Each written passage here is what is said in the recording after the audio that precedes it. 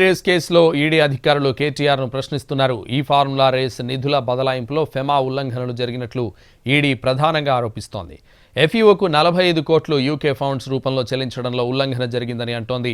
దీంతో ఇవాల్టి విచారణలో నిధుల బదలాయింపులో నిబంధనలు పాటించకపోవడంపైనే ప్రధానంగా కేటీఆర్ను ప్రశ్నిస్తున్నట్లు తెలుస్తోంది. ఇదే విషయానికి సంబంధించి మరింత సమాచారం మా crime input editor Ramesh Vaitla లైవ్లో అందిస్తారు. రమేష్, అయితే విదేశంలో ఉన్న ఎఫ్ఈఓ కంపెనీకి 45 కోట్ల రూపాయల యూకే ఫండ్స్ రూపంలో చెల్లింపు సంబంధించి ప్రస్తుతానికి ఈడీ విచారణ కొనసాగుతుంది. ఈడీ సంబంధించి కొన్ని ప్రశ్నలు ఇప్పటికే సిద్ధం చేసింది. దీంట్లో ఎప్పుడు అదే ఫార్ములా ఈ రేస్ సంబంధించి ఒప్పందాలు కావచ్చు, అగ్రిమెంట్స్ కావచ్చు, పార్ట్నర్షిప్ కావచ్చు, లేకుంటే దీంట్లో ఉన్న లీగల్ గా ఉన్న అథారిటీ కావచ్చు, వీళ్ళన్నిటికి సంబంధించి కూడా పూర్తిగా ఫార్ములా ఈ రేస్ సంబంధించి మొదటగా ఒప్పందాల దగ్గర నుంచి చివరిగా క్యాన్సిల్ అయ్యే వరకు, అంటే ఏదైతే రద్దు చేసుకున్న దగ్గర వరకు, తర్వాత డబ్బులు పంపించే వరకు మొత్తంగా వీటన్నిటి సంబంధించి కూడా ఒక ప్రశ్నలు ఇప్పటికే సిద్ధం చేయడం జరిగింది. జాయింట్ డైరెక్టర్ ఆనంద్ కృష్ణ నేతృత్వంలో ఈ విచారణ కొనసాగుతుంది. అయితే ఇప్పుడు చూసినట్లయితే కేవలం ఒక కేటీఆర్ మాత్రమే లోపలికి అనుమతించారు. మిగతా లీగల్ టీం మొత్తాన్ని కూడా రిసెప్షన్ దగ్గర కూర్చోబెట్టడం జరిగింది. అతనితో పాటు ఒక అడ్వకేట్ వెళ్ళడం జరిగింది. కేటీఆర్ తో వీళ్ళ అడ్వకేట్ ని రిసెప్షన్ లో మాత్రం కూర్చోబెట్టారు. అతను లోపలికి అనుమతించలేదు. అయితే కేటీఆర్ మాత్రం ఒకళ్ళు లోపలికి వెళ్ళడం జరిగింది. దాంతో పాటు కొంత డాక్యుమెంటేషన్ కూడా తీసుకుని వెళ్ళడం జరిగింది. అయితే ఈడీ ఇచ్చిన నోటీస్ లో కొన్ని డాక్యుమెంట్స్, మీ దగ్గర ఉన్న డాక్యుమెంట్ కావచ్చు, లేకపోతే మీ దగ్గర మీకు తెలిసిన సమాచారం కావచ్చు, మీరు చేసుకున్న ఒప్పందాలు కావచ్చు, ఇవన్నిటి సమాచారం కావాలని చెప్పి కూడా అడగడం జరిగింది. అయితే ఈ అడిగిన నేపథ్యంలో ఈడీ అధికారులు కొద్దిసేపటి క్రితమే అటు కేటీఆర్ ను ప్రశ్నించడం మొదలుపెట్టింది.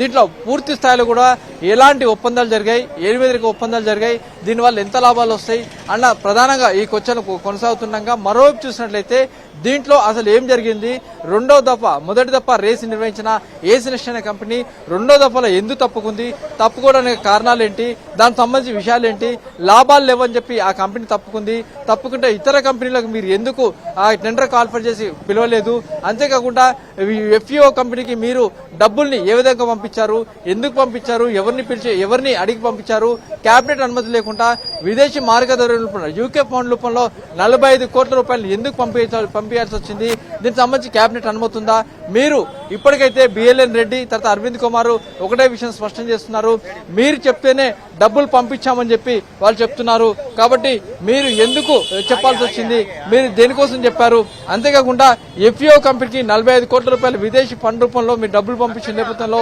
ఫెమా ఉల్లంఘనలు జరిగాయి, కాబట్టి ఈ ఉల్లంఘనల నేపథ్యంలో మీరు డబ్బులు పంపించాల్సిన అవసరం ఏమొచ్చింది, అయితే రెండో దఫాలో సంబంధించినట్లయితే పలు కంపెనీలకు మీరు టెండర్ కాల్ఫర్ చేసి ఆ కంపెనీలకు మీరు కట్టబెట్టచ్చు, కానీ ఎలాంటి టెండర్ లేకుండా మీరు ఎందుకు పిలిచి ఒకే కంపెనీకి, అంటే మీరు హెచ్ఎండిఏ ద్వారా ఈ డబ్బులు చెల్లించాలని ఎందుకు నిర్ణయం తీసుకున్నారు, ఈ నిర్ణయం వెనకాల ఉన్న అసలు కారణాలు ఏంటి అనే దాని మీద ప్రధానంగా ఈ క్వశ్చన్ల పరంపర కొనసాగుతుంది.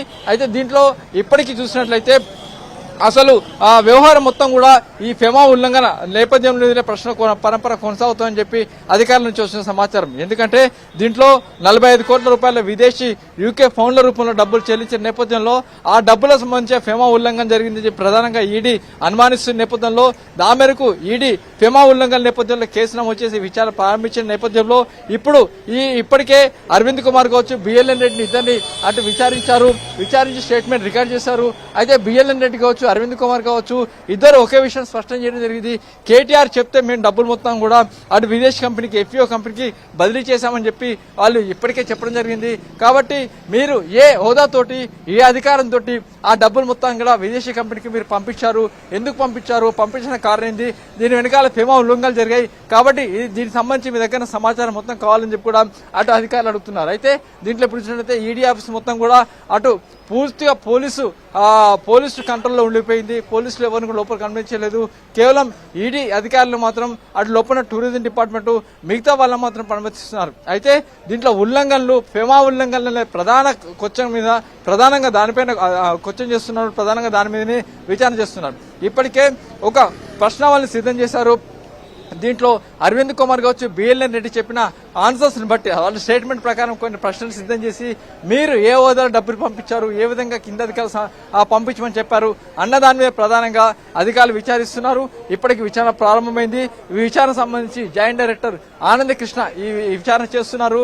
అతని నేతృత్వంలో ఇద్దరు సూపరింటెండెంట్లు, మరో ఇద్దరు అధికారులు, మొత్తం 5 బృందం గల సభ్యులు మొత్తం కూడా ఈ విచారణ చేస్తున్నారు. రమేష్, అయితే ఈ కేసుకు సంబంధించి ఇప్పటికే ఏసీబీ వద్ద ఉన్న సమాచారం కావచ్చు, వివరాలను కావచ్చు, ఈడీ పరిగణలోకి తీసుకునే అవకాశం ఉందా ఈ విచారణలో? ఎస్, ఏదైతే ఈడీ ఏసీబీ అధికారులు ఇప్పటివరకు విచారణ చేశారో ఆ విచారణ సంబంధించిన సమాచారం మొత్తం కూడా ఈడీ అధికారులు ఇప్పటికే సేకరించారు. ఈడీ అధికారుల మొత్తం సమాచారం వచ్చి ఉంది. అంతేకాకుండా ఏసీబీ అధికారులు పూర్తి స్థాయిలో ఏదైతే దాంట్లో ప్రధానంగా హెచ్ఎండిఏ సంబంధించిన ఒప్పందాలు కావచ్చు, ఏస్ నెక్స్ట్ అనే కంపెనీ చేసుకున్న ఒప్పందాలు కావచ్చు, అంతకన్నా ముందు ఎఫ్ఏ తోటి చేసుకున్న ఒప్పందాలు కావచ్చు, ఆ తర్వాత డబ్బుల ట్రాన్సాక్షన్ కావచ్చు, రెవెన్యూ డిపార్ట్మెంట్, జిహెచ్ఎంసీ, హెచ్ఎండిఏ, ఏస్ నెక్స్ట్ కంపెనీలో మొదటి దఫా ఏ రేస్ నిర్వహించేటప్పుడు ఉన్నప్పుడు ఒప్పందాలు, వీటన్నిటి సంబంధించిన పూర్తి సమాచారం కూడా ఇప్పటికే ఏసీబీ అధికారులు సేకరించారు. దాంతో పాటుగా ఏస్ నెక్స్ట్ అనే కంపెనీ మొదటి దఫా రేసు నిర్వహించేందుకు, రెండో దఫా నిర్వహించేందుకు ఒప్పుకోకుండా తప్పుకున్న నేపథ్యంలో దానికి సంబంధించిన డాక్యుమెంట్లు కావచ్చు, తర్వాత హెచ్ఎండిఏ నుంచి 46 కోట్ల రూపాయలు ఇండియన్ ఓవర్సీస్ బ్యాంకు ద్వారా చెల్లించిన డాక్యుమెంటేషన్ కావచ్చు, ఈ మొత్తం డాక్యుమెంటేషన్ ఇప్పుడు ఏసీబీ అధికారులు ఇప్పటికే సేకరించారు. ఆ డాక్యుమెంటేషన్ మొత్తం కూడా ఈడీ అధికారులు అఫీషియల్ గానే ఏసీబీ దగ్గర నుంచి తీసుకోవడం జరిగింది. ఏసీబీ దగ్గర అధికారులను తీసుకున్న డాక్యుమెంట్ మొత్తాన్ని కూడా ఇప్పటికే ఈడీ అధికారులు పరిశీలించారు, వెరిఫై చేశారు. దాని ఆధారంగా అరవింద్ కుమార్, బిఎల్ఎన్ రెడ్డిని ఇప్పటికే విచారించారు, వాళ్ళ స్టేట్మెంట్ కూడా రికార్డ్ చేశారు. కాబట్టి ఇప్పటికే ఏసీబీ సేకరించిన డాక్యుమెంట్ మొత్తం కూడా లీగల్ గా తీసుకొని దాని ప్రకారం అటు ఈడీ అధికారులు విచారణ ప్రారంభించారు. రమేష్, అయితే ఇప్పటికే అరవింద్ కుమార్ని కావచ్చు, అలాగే బిఎల్ఎన్ రెడ్డిని కూడా ఈడీ విచారించింది. అయితే అవసరం అనుకుంటే కేటీఆర్తో పాటు వాళ్ళిద్దరి సమక్షంలో కూడా విచారించే అవకాశం ఉందా మరోసారి ఈడీ? ఎస్, అవసరం అనుకుంటే మరొకసారి వీళ్ళ ముగ్గురిని పిలిచి విచారించే అవకాశం అయితే ఉంటుంది. ఎందుకంటే ముగ్గురు చెప్పిన దాంట్లో ఇప్పటికి ఇద్దరికి, ఏదే అరవింద్ కుమార్ కావచ్చు, బిఎల్ఎన్ రెడ్డి ఒకే విషయం స్పష్టం చేస్తున్నారు. మేము కేటీఆర్ చెప్తే ఆ మేరకు డబ్బులు మొత్తాన్ని కూడా విదేశీ యూకే ఫౌండర్ రూపంలో విదేశాల్లో ఉన్న ఎఫ్ఈఓ కంపెనీకి బదిలీ చేశాం, అది కేటీఆర్ చెప్తేనే చేశామని చెప్పి కూడా స్పష్టంగా వాళ్ళు ఇద్దరు కూడా అదే విషయం కూడా అటు విచారణ అధికారి, అటు ఏసీపీ అధికారికి అదే చెప్పారు, ఇటు ఈడీకి కూడా అదే చెప్పారు. కాబట్టి వీళ్ళిద్దరు స్టేట్మెంట్ ఆధారంగా ఇప్పటికీ అటు కేటీఆర్ను విచారిస్తున్నారు. కేటీఆర్ విచారించిన తర్వాత కేటీఆర్ ఇచ్చిన సమాధానం ఆధారంగా మరోసారి ఈ ముగ్గురిని పిలిచి విచారించే అవకాశం అయితే కనబడుతుంది. ఎందుకంటే ముగ్గురిని విచారించిన తర్వాత ముగ్గురిని పిలిచి విచారిస్తేనే అసలు విషయం బయటకు వస్తుంది, అప్పటి వరకు బయటికి రాదని చెప్పి ఈడీ భావిస్తుంది. కాబట్టి ఆ నేపథ్యంలో ముగ్గురిని పిలిచి ఆ ముగ్గురి నేతృత్వంలో, ముగ్గురు సమక్షంలో విచారణ జరిపి ఒక స్టేట్మెంట్ రెడీ చేసి ఫర్దర్ గా చర్యలు తీసుకునే అవకాశం అయితే కనబడుతుంది. అందుకు సంబంధించిన సన్నాహాలు చేస్తున్నట్టుగా ఇప్పటికే అవకాశం అయితే ఉంది. ముగ్గురిని పిలిచి విచారించే అవకాశం అయితే ఎక్కువగానే ఉంది. రమేష్, అయితే ఇప్పటికే సుప్రీంకోర్టు క్వాష్ పిటిషన్ని రద్దు చేసిన నేపథ్యంలో ఏసీబీ కూడా మరోసారి విచారణకు పిలిచే అవకాశం ఉందా కేటీఆర్? ఎస్, ఇవాళ ఈడీ విచారణ తర్వాత ఏసీబీ అధికారులు రేపో ఎల్లుండో అనుకుంటే సాయంత్రంలోగా ఏసీబీ అధికారులు మరొకసారి కేటీఆర్ని పిలిచి విచారించే అవకాశం ఉంది. ఇది ఇప్పటికే చెప్పడం జరిగింది. అవసరమైన పక్షంలో మిమ్మల్ని మరొకసారి పిలిచి విచారిస్తాం, అందుకు సిద్ధంగా ఉండాలని చెప్పి కేటీఆర్కి విచారణ సమయంలో చెప్పడం జరిగింది, విచారణ ముగించే సమయంలో చెప్పడం జరిగింది. కాబట్టి అవసరమైన పక్షంలో ఏసీబీ అధికారులు కేటీఆర్ని మరొకసారి పిలిచి విచారించే అవకాశం ఉంటుంది. అక్కడ కూడా బిఎల్ఎన్ రెడ్డి కావచ్చు, అటు అరవింద్ కుమార్, వాళ్ళిద్దరిని పిలిచి స్టేట్మెంట్ రికార్డ్ చేశారు. ఇప్పుడు కేటీఆర్ సంబంధించిన స్టేట్మెంట్ రికార్డ్ చేశారు. కాబట్టి అవసరమైన పక్షంలో మరొకసారి పిలిచి విచారించి తదుపరి చర్యలు తీసుకునే అవకాశం కూడా కనబడుతుంది. ఇప్పటివరకు ఈ కేసుకు సంబంధించి ఈడీ వద్ద కావచ్చు, అటు ఏసీబీ వద్ద కావచ్చు, ఉన్న ఆధారాలు ఏంటి, పక్కా ఆధారాలు ఏంటి రమేష్? ఎస్, ఏసీబీ దగ్గర చూసినట్లయితే ముఖ్యంగా కేబినెట్ అప్రూవల్ కావచ్చు, లేకుంటే ముఖ్యమంత్రి అప్రూవల్ కావచ్చు, ఎలాంటి అనుమతులు లేకుండా డైరెక్ట్ గా విదేశీ సంస్థకు 55 కోట్ల రూపాయల డబ్బుల్ని హెచ్ఎండిఏ ద్వారా చెల్లించారు ఎఫ్ఈఓ కంపెనీకి. కాబట్టి అది పూర్తిగా నిబంధనల విరుద్ధం, ఇక్కడ ఉల్లంఘనలు జరిగాయి, ఇక్కడ అక్రమాలు జరిగాయి అన్న విషయాన్ని ఏసీబీ చెప్తుంది.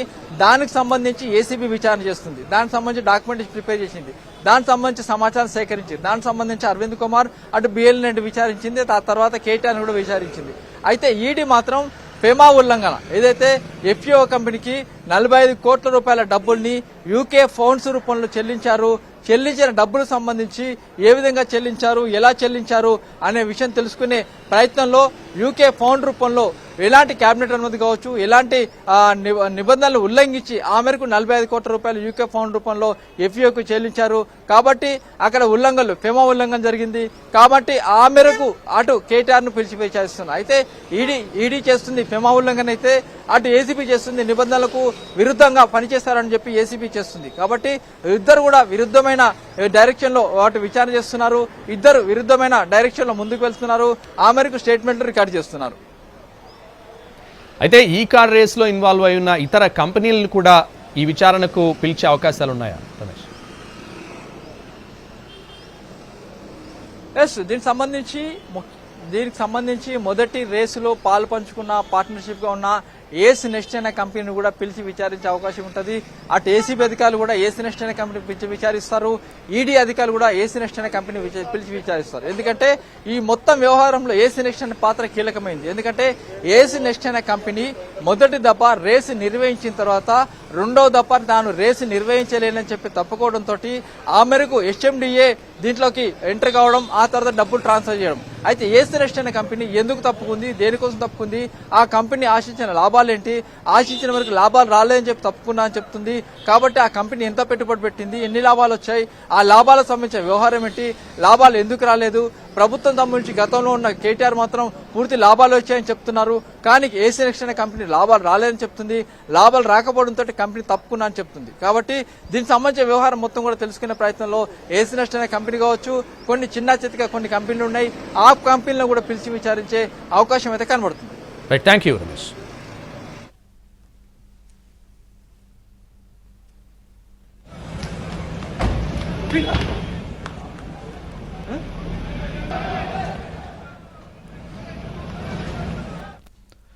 ఫార్ములా ఈ రేస్ కేసులో ఈడీ అధికారులు కేటీఆర్ను ప్రశ్నిస్తున్నారు. ఈ ఫార్ములా రేస్ నిధుల బదలాయింపులో ఫెమా ఉల్లంఘనలు జరిగినట్లు ఈడీ ప్రధానంగా ఆరోపిస్తోంది. ఎఫ్ఈఓకు 45 కోట్లు యూకే ఫౌండ్స్ రూపంలో చెల్లించడంలో ఉల్లంఘన జరిగిందని అంటోంది. దీంతో ఇవాల్టి విచారణలో నిధుల బదలాయింపులో నిబంధనలు పాటించకపోవడంపైనే ప్రధానంగా కేటీఆర్ను ప్రశ్నిస్తున్నట్టు తెలుస్తోంది.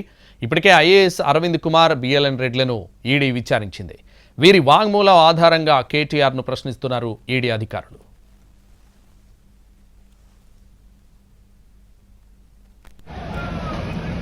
అంతకుముందు కేటీఆర్ విచారణకు రావడంపై పెద్ద హైడ్రామా నెలకొంది. కేటీఆర్ రాయదుర్గం ఇంట్లోనూ, నందినగర్ నివాసంలోనూ లేరు. దీంతో ఆయన ఎక్కడ ఉన్నారో ఎవరికీ తెలియలేదు. గండిపేటలోని ఓ ఫామ్ హౌస్ నుంచి ఆయన నేరుగా ఈడీ కార్యాలయానికి వచ్చారు. ఫార్ములా ఈ రేస్ కేసులో ఈడీ అధికారులు కేటీఆర్ను విచారించడం ఇదే తొలిసారి. గతంలో ఆయన్ను ఏసీబీ ప్రశ్నించింది. ఇప్పుడు ఈడీ అధికారులు విచారిస్తున్నారు. కేటీఆర్ను మాత్రమే ఈడీ కార్యాలయంలోకి అనుమతించారు పోలీసులు. ఈడీ ఆఫీస్ దగ్గరకు భారీగా చేరుకుని నినాదాలు చేస్తున్న బీఆర్ఎస్ కార్యకర్తలను చెదరగొట్టారు. మరోవైపు ఇటు గాంధీ భవన్, బీజేపీ ఆఫీస్ దగ్గర పోలీసులు పెద్ద ఎత్తున మోహరించారు. బీఆర్ఎస్ కార్యకర్తలు దాడులు చేస్తారన్న అనుమానంతో ముందు జాగ్రత్తగా చర్యలు తీసుకున్నారు.